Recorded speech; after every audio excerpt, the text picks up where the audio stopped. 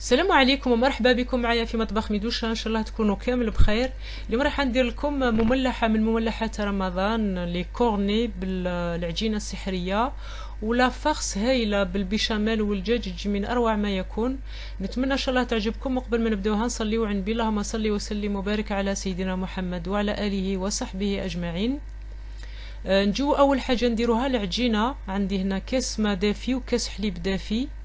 الكاس هذا يهز 220 مليلتر. زدت مغرفة كبيرة سكر ومغرفة كبيرة خميرة الخبز. نحرك مليح ونخلي نغطيها ونخليها تتفاعل حوالي 10 دقائق. وبعد 10 دقائق نجي هنا نحل عليها. كما تشوفوا كيفاش درت الرغوة. نحرك ونزيد الملح، نزيد الزيت. عندي هنا ربع الكاس زيت بنفس الكاس اللي كيلت به الماء والحليب، وملعقة قهوة ملح. فوالا نحرك مليح، نذوب الملح ونبدا نضيف الفارينه طحين. ندير 4 كيسان ولا 4 كيلات، يعني هو نفس يعني واش ديروا كيله. انا درت الكاس هذا، تقدروا تكيلوا بكيله اقل من هذه ولا اكثر من هذه. دونك درت 4 كيلات فارينه والخامسه حطيتها قدامي. والفارينه لازم تكونوا بيان سور مغربلينها من قبل. وكان 4 اي مازالت طالبه الفارينه، دونك نزيد الخامس نزيد منه بشوي ونشوف. هي تديلي بين 4 ونص ل5. سا ديبون كيفاش نعمر الكاس. ساعات نعمرو مليح، ساعات نعمرو هكذا برك او بيف، يعني ما ندرنكش الميزان تاعو. دونك هنا ديت لي 5 كيسان كاملين. وبعد ما خلطتها نزيد الزبده. عندي هنا ملعقه زبده خرجتها من قبل، خرجوها من قبل باش تترخف، يعني لازم تكون طريه. ونضيفها ونخدم او ميم طون العجينه. ندخل الزبده هذيك مليح مليح في العجينه، او ميم طون راني ندلك فيها. ومن بعد نغلفها مليح. وانا اليوم احنا راه الحل بارد، دونك نغلفها مليح وندخلها في الفرن، في الفور يعني هو طافي باش تطلع لي بسرعه. هنا راني خليتها ساعتين، طلعت مليح، نضاعف الحجم تاعها. كما قلت لكم الحل بارد. انا هنا الوصفه يعني درتها عندها مده كالحل بارد، وهذا وين راني ندير لها في المونتاج باش نلوحها لكم. دونك من بعد نفرخها من الصلادي، نبغ مليح البلون طرافاي تاعكم، نبغوه مليح مليح باسكو رايحين نحلوها رقيقه، ما لازمش تلصق. فوالا هكذا كما راكم تشوفوا انا نحلها كامل. وسيو جهه تكون طول على الاخرى باش تجيكم تحكم لكم الكورني كامل. واحد هاكم تشوفوا هنايا الطول تاعها واحد 40 سنتيمتر هكذاك. ورايحه ندير لي كورني الكبار. اللي حبيتو رايحين نديرو صغيرين يعني 30 سنتيمتر يكفيو. بعد نقطع هكذا دي بوند تاع 1 سنتيمتر ابوبري. فوالا هكذا كما راكم تشوفوا بالجرار. ما نقطعهاش كامل باسكو من بعد هي سمكه عجينه تطلع، تقدر تعاود تلصق لكم. نقطع بزوج 3 ونركبهم قبل في لي كورني، وساعه نكمل نقطع الباقي. فوالا فصلوهم على بعضهم باش ما يلصقوش. هام لي كورني نوريلكم. هذا الشكل الكبير وهذا الشكل الصغير. وانتم واش عندكم؟ لا عندكم الكبير ديروا الكبير، لا عندكم الصغير ديروا صغير، ولا الحجم اللي بغيتوه. دونك هذا الكبير هاكم تشوفوا كيفاش نبدا من تحت نلصقها مليح من تحت، ومن بعد ندور الكورني. والعجينه راني حكمتها راهي تدور معاه، الكورني هو اللي يدوروه. فوالا هكذا. ومن بعد لو بو هذاك الاخر اضغطوا عليه مليح، وهو اللي ديروه من تحت فوق في البلاطو. دوك نحطهم انا على البلاطو قدامي اللي نحط فيه. دونك فوالا كما راكم تشوفوا. ونواصل نزيد نوريلكم واحده ثانيه. ولا سي تلصق لكم ولا ما تسيبوش بالكوب بات برك، هزوها العجينه يعني نحيوها، افصلوها على الاخرى. شوفوا كيفاش راني ندور في الكورني. والعجينه يتمشي لازم تكون سوبربوزي شويه على الاخرى، لازم تكون شويه راكبه على الاخرى. فوالا عدلوها مليح وحطوا في البلاطو. ومن بعد خليوها، غطيتها وخليتها ريحت 30 دقيقه، بين 20 30 دقيقه. ومن بعد دهنوها بالبيض. والفرن راه يسخن على 180 درجه، 180 حتى ل 190 باسكو العجينه هذه تحب سخانه. دهنوهم كامل بالبيض وزينوهم. انا زينتهم بالجلجلان وبالسانوج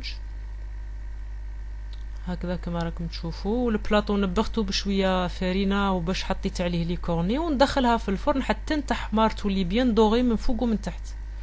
يعني خليوها تهز خليو لي كورني تاعكم يهزوا اللون الذهبي وباش تخرجوها. فوالا راكم تشوفوا الشكل اللي تحصلت عليه. وكاني مازلت حاميه انا هنا. شوفوا كي يلصق لكم واحد، مش العجينه اللي لصقت البيض هو اللي يلصق، احكموا بهذيك سباتيول برك ونحيو، ومن بعد افصلوهم راهم يتفصلوا بسهوله، يعني ما تخافوا منه ما والو. هاكم تشوفوا انا حاميه هنا، ما قدرتش نوريكم برك كيفاش تنحيو لي كورني، ومن بعد تخليوها تبرد ونروحوا لافارس. دونك لافارس هنا عندي شويه دجاج، صدر دجاج، نص صدر دجاج يعني مش صدر كامل، درتو في شويه زيت وزبده سخونين، قليتو، زدت معاه حبه بصله قطعتها هكذا دي غرو مورسو، زوج فصوص ثوم، رند، ملح، فلفل كحل. قليوه مليح مليح في المكونات هذه، وزيدوا عليه غطيوه بشويه ماء سخون، وخليوه يطيب على نار متوسطه. الدجاج هذا يطيب خلاص 20 دقيقه 30 دقيقه، سا ديبون قداش يديلكم. ومن بعد نقطعوه هكذا ونزيد نرحيه في لاشواغ. نجيب غير لاشواغ هذا تاع البصله برك ونرحيه، ولا قطعوه رقيق بالفرشيطه. لا ما عندكمش لاشواغ قطعوه غير هكذا، فتوه برك كما نقولوا. ولا نفرغوه في الصحن ونخليه على جنب، ونروح نحضر لا بيشاميل. هنا درت 30 غرام زبده ذوبوها. بيشاميل لازم تكون شويه ثقيله، درت هنايا 3 معالق فرينه، تحوسها تجيني شويه ثقيله باش تحكم الداخل، ما ديروهاش هذيك اللي شويه جاريه اللي نديروها اللي غاتا. وباش تجيكم ثقيله لازم ديروا شويه الفرينه اكثر من دابيتود. ونجيب هنا الحليب تاعي، عندي هنا يطرى غير ربع. ديروا بشويه وخلطوا قبل حتى يدخل الحليب مليح في العجينه، وساع زيدوا باش تنجح لكم البيشاميل وما ديرلكمش الحبيبات. فوالا ونزيد هنا نفرغ الحليب كامل كما قلت لكم. هنا درت يطرى غير ربع. لا حبيت انا هنا رايحه لي كورني كبار ورايحه نحشيهم كامل، نتوما حسب الكميه تاع لي كورني اللي رايحين تحشيوها. لا عندو صغار وعندكم كميه قليله ديروا غير ربع، ديروا غير نص يطرى، سا ديبون. دونك هنايا نديرها فوق النار ونخلط باستمرار، نحرك باستمرار، ما تهزوش يديكم حتى تختار البيشاميل تاعكم.